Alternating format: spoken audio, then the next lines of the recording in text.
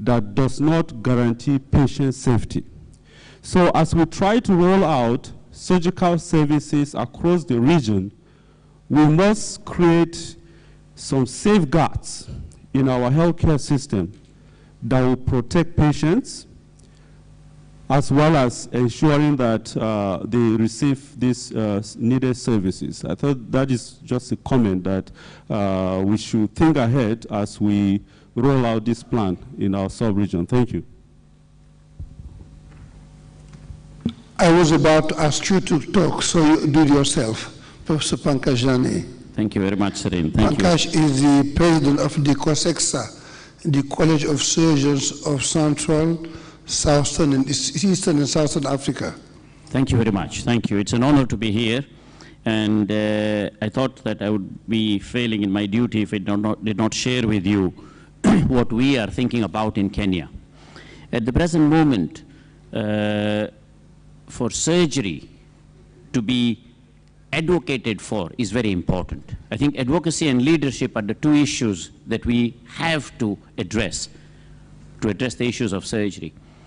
Surgery is misunderstood by decision makers, politicians, business people as an expensive endeavor. And that is why support for surgery is not forthcoming. But surgery cuts across various disciplines. If you look at surgery, it cuts across OBGYN, cesarean sections, fistulas and all that, pediatric surgery, for example, cleft lips and all that. So I think we all know that if we invest in surgical services at a hospital, then the whole system of provision of medical care improves, because surgery requires and cuts through various disciplines and requires various modalities. So it is important to advocate that surgery is important to improve the whole system, complete system at the hospital. Now, we in COSEXA, the College of Surgeons, East Central Southern Africa, are emphasizing on training the general surgeon. As was mentioned by the previous speakers, it's important to train the true general surgeon of the past, somebody who can do a cesarean section, somebody who can do hernias, hemorrhoids, hydrocele, and things like that, and somebody who can manage an open fracture as well. So this is what our focus is in. But specialization is going to come. We can't prevent that. But our focus should be on training the general surgeon. Now, coming to the plans, the National Surgical Obstetrics, Trauma and Anesthesia plans, we realized after a lot of brainstorming that there are lots of neglected surgical diseases at the present moment existent in our region. This is true for East Africa, West Africa, and South Africa.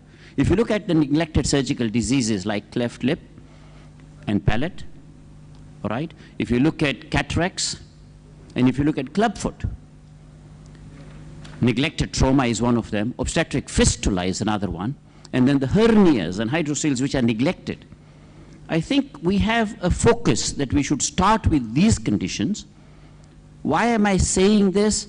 Because economics comes into play and money is not available to that extent. When we looked at all the figures in Kenya, we found that if we prepare this plan, all right, the amount we are going to use to prepare the plan is going to be a huge amount of money, because everything needs to be having meetings and this and that and all that. And vis-a-vis, we need to address the situation. So what we have done is we have sought the help, the assistance of organizations like Smile Train, Rotary, and try and address the burden of neglected surgical diseases. We have 7,000 clefts in Kenya, which are untreated over the last 15 years. We have 100,000 people walking blind, all right, because of a cataract. The total number is 200,000, but 100,000 blind, and those cataracts can be sorted out by a 15-minute operation by a non-physician provider. So I think our focus can be guided. This is a guide that we are using, and I'm trying to share it with you, to address the neglected surgical diseases using the funding that is available from international organization. My friend Esther here is the vice president of Smile Train. She's helping us to wipe out all the clefts in Kenya. All right, so we need the money for these things. And if we don't have the money, then we can't address these issues. So there are international organizations. There are about 12 organizations dealing with obstetric fistula. And we need to use their help to address the issues of obstetric fistula, but at the same time, put our effort to improve the complete hospital system. So I think advocacy, leadership, economics are big issues that we need to address. Thank you very much for the time. I really appreciate this. Thank you. Thank you very much, Pankaj, for this very strong advocacy as regard to the need to address those problems. And I think that COSEXA and the West African College of Surgeons, as well as PAS and the South African and other colleges, will work together, maybe with the stakeholders and the regional bodies, to make sure that we can maybe address this issue we're talking about here. And I think the talk started last year when I was privileged to attend the COSEXA meeting in Maputo. At the time you were, I think, President-elect, and now President-elect here. So we'll have time maybe to talk about it in this meeting and to see how to move it forward. So next speaker will be Professor B.C. Jibrum on my left-hand side.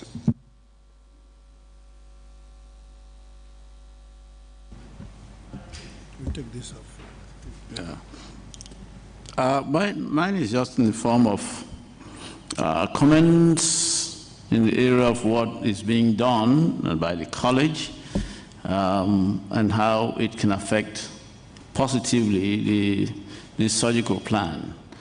From the point of view of WACS, and in answer to a call from WAHO, the West African Health Organization, and the governments in the West African sub-region, WACS had to develop the membership program as an exit program now.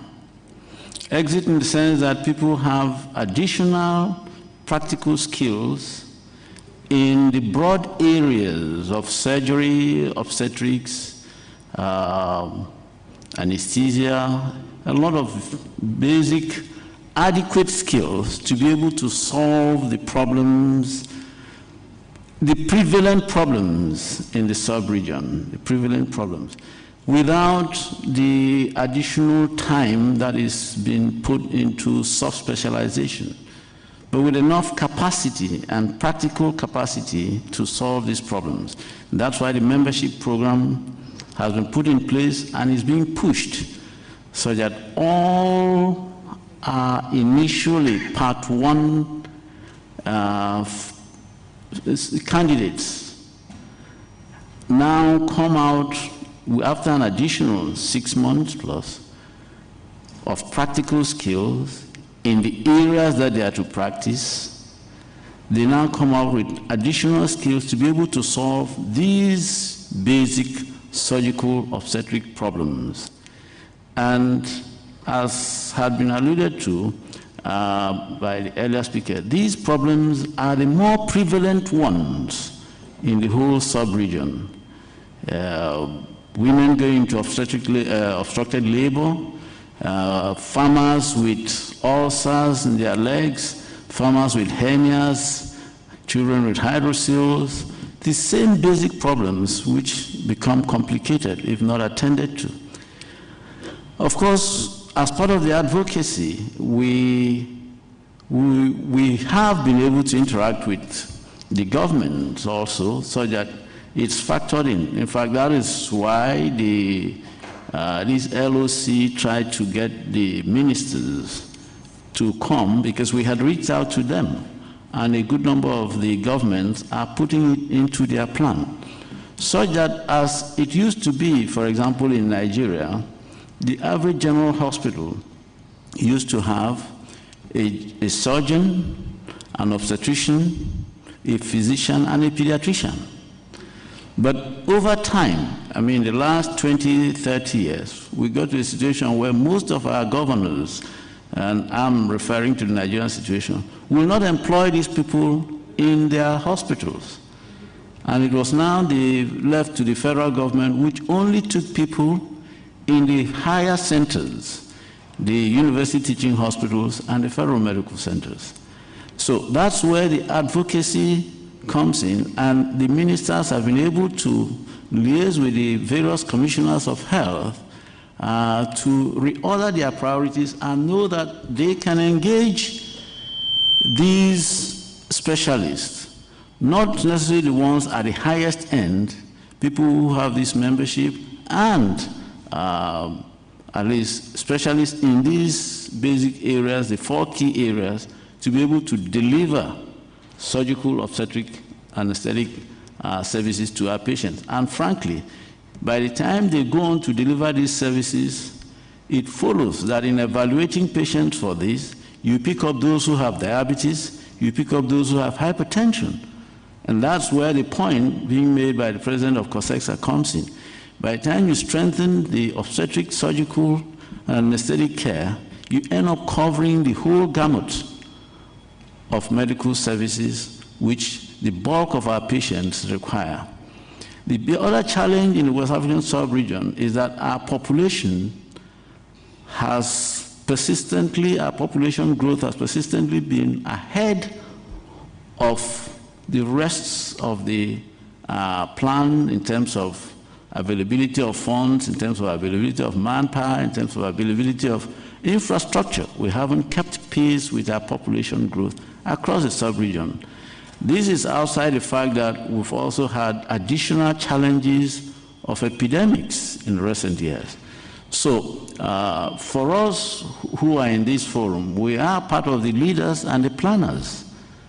Every advocacy, everything we're talking about, we are to engage the politicians, and the politicians only respond when enough pressure is on them for them to respond. It's not, they don't respond to just reason. No, the average politician will tell you that they will know what to do, but they will rather do what will bring votes, not what just makes sense. And it is us to work with the public to generate the pressure that can get them to do the work.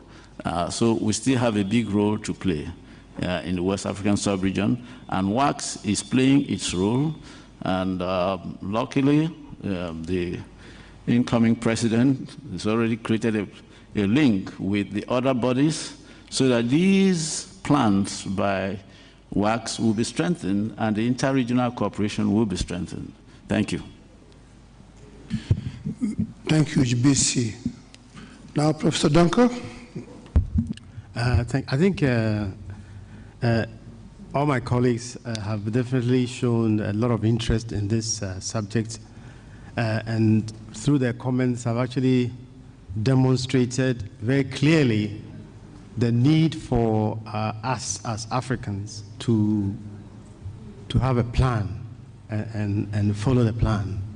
How many general surgeons do we need? How many orthopedic surgeons do we need? How many plastic surgeons do we need? All these can only be addressed in a plan. One of the biggest challenges also in Africa has been the lack of data, reliable data. I think we really need to address that issue in a big way, again, as part of our national surgical plan.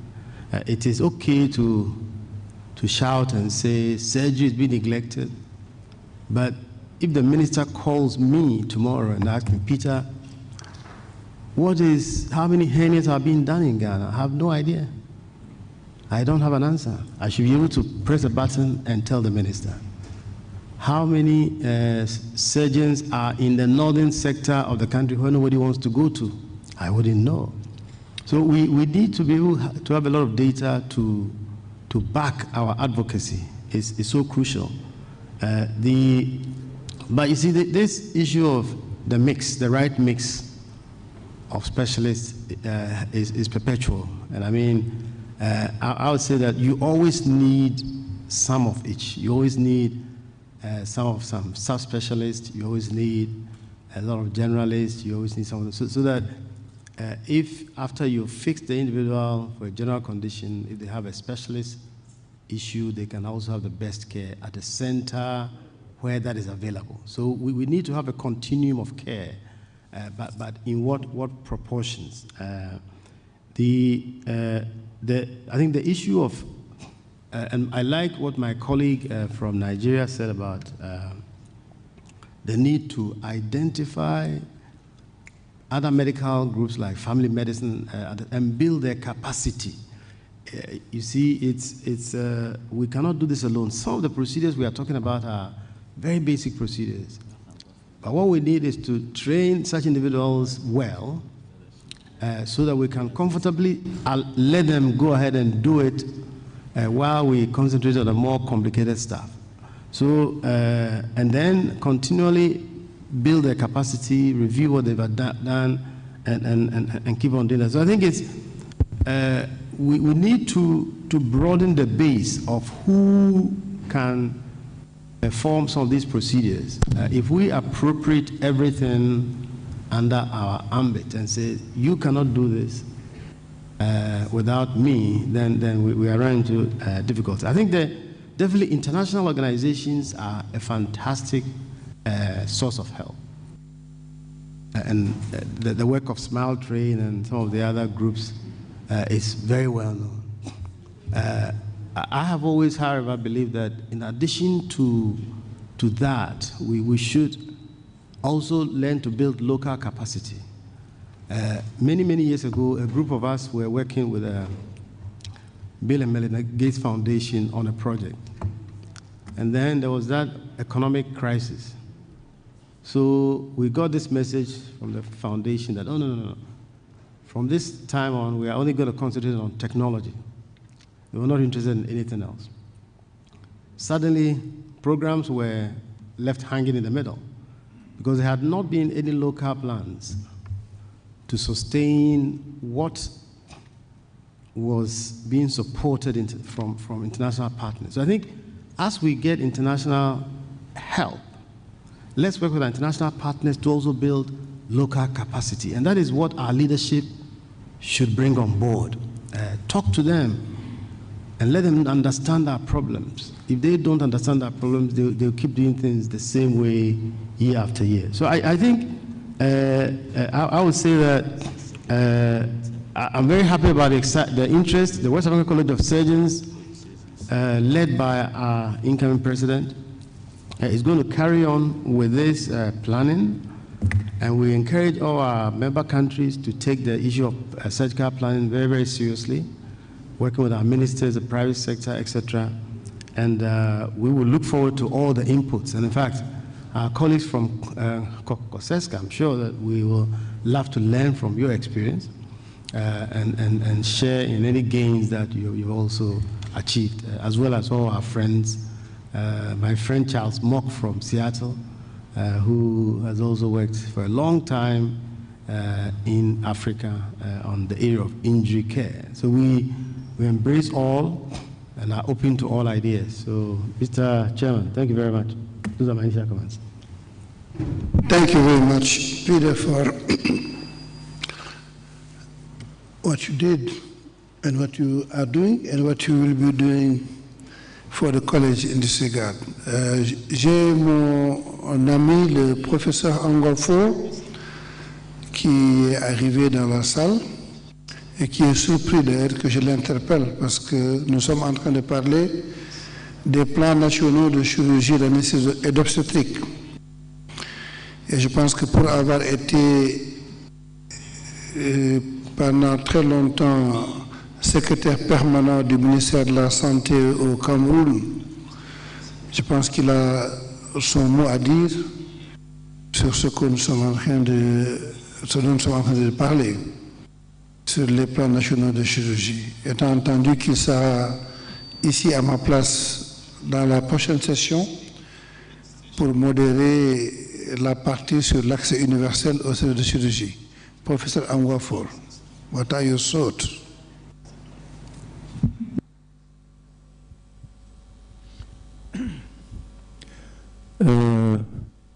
First of all, I'd like to thank the President-elect and Chair of the local organizing committee of the 59th Annual Conference of the West African College of Surgeons.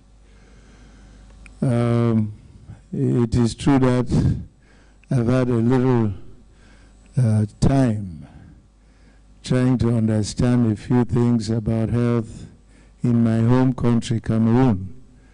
And I have some very eminent colleagues here from Cameroon too. but I will share because what this conference is addressing is so important that it is an exercise that we should have done maybe long ago. You know, it has only been recent that we have integrated surgery into public health.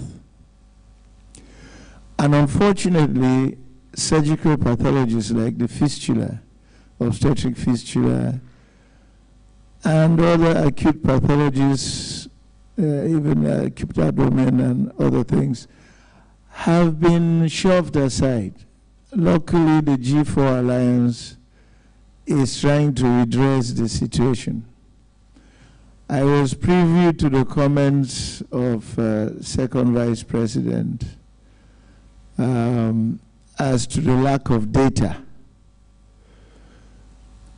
There is the international will today, and I think our President-elect, in his many capacities, is making sure that the linkages we need between the nations are done. Probably not as well intra-African, but I think the platform is here and now.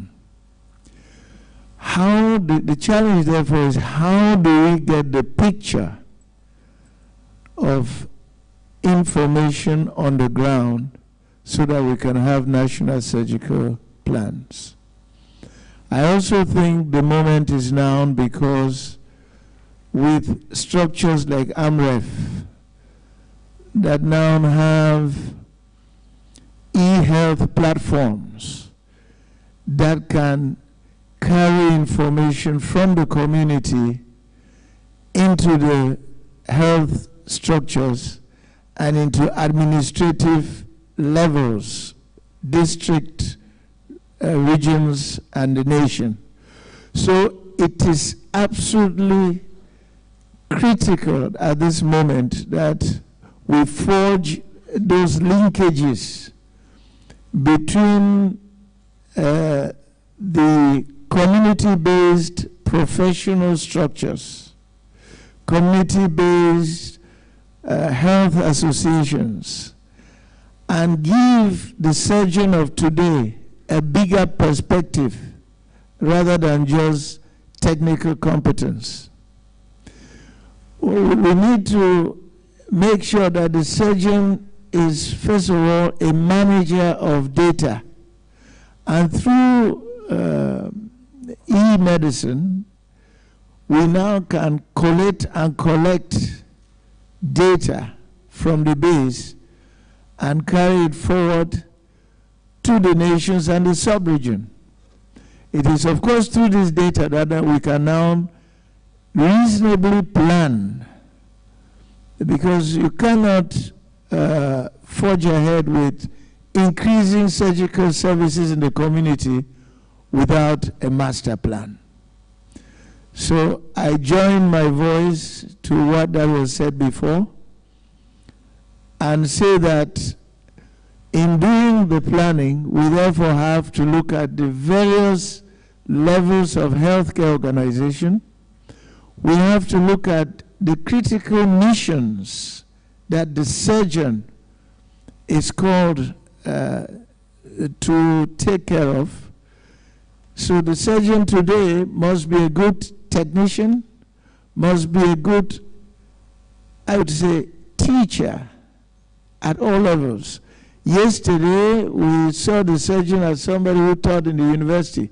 But today, the surgeon has to be in the community,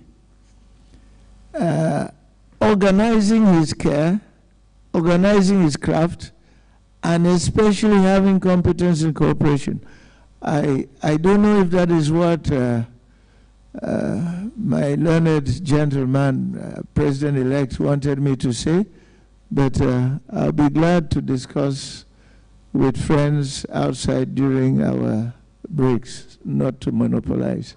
But I have Professor Isomba here, who for many years was the director of a healthcare organization So he took care of hospitals and medical services in the Cameroon. So I'm sure he can very well elaborate further than I can do.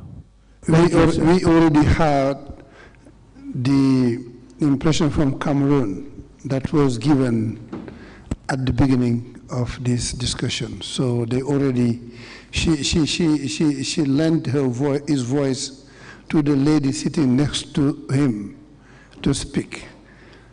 Merci beaucoup, professeur Angwafor. Professeur Angwafor est professeur d'urologie, actuellement directeur général de l'hôpital femmes-enfants, je crois, gynéco-pédiatrique de Yaoundé, mais qui est un membre proéminent du conseil du Collège Africain des Chirurgiens. Mais comme je l'ai dit, il a été pendant de très longues années le secrétaire permanent du ministère de la Santé du Cameroun.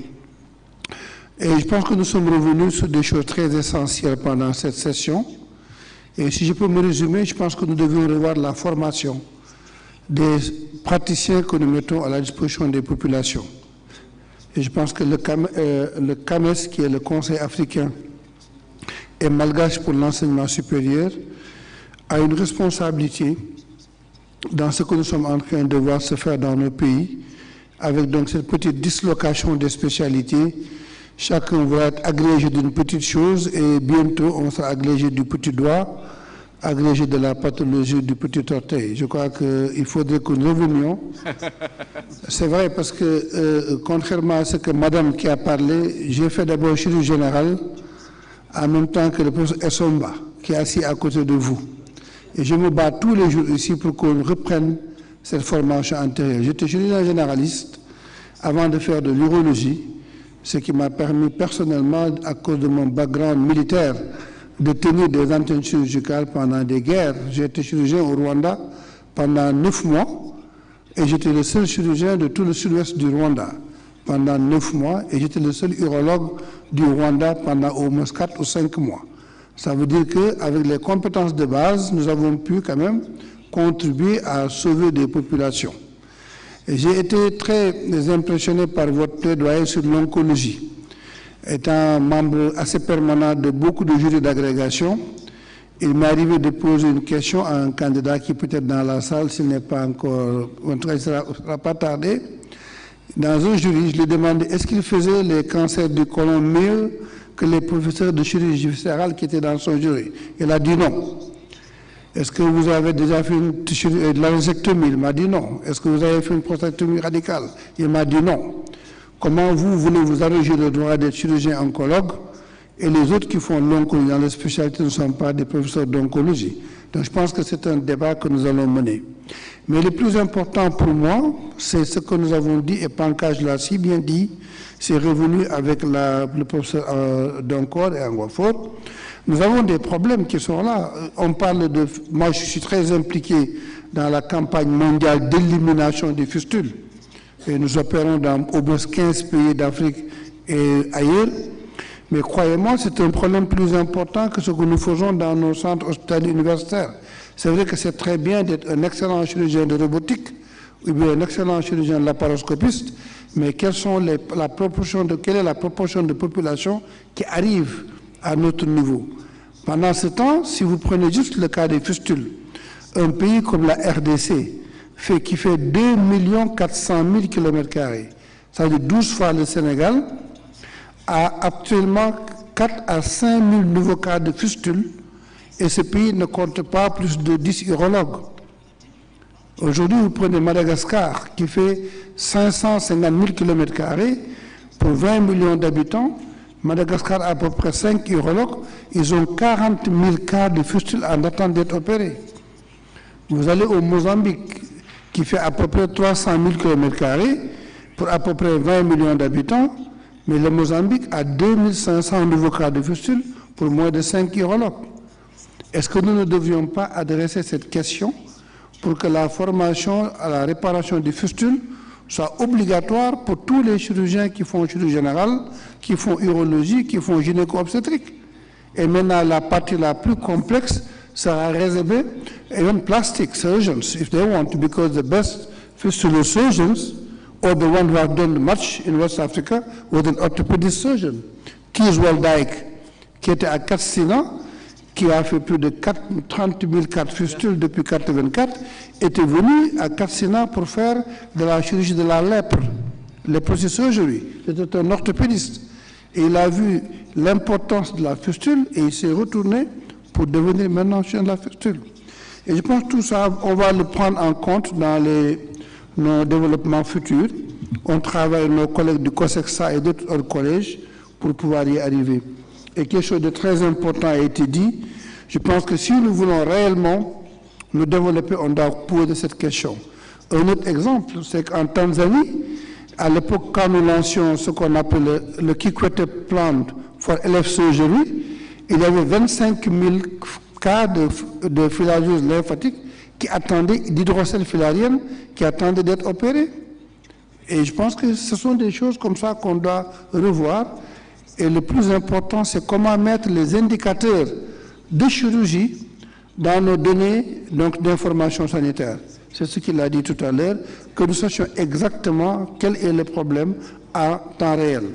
Et développer l'expertise locale, parce que tout compte fait, le développement global ne peut pas se faire sans l'expertise locale.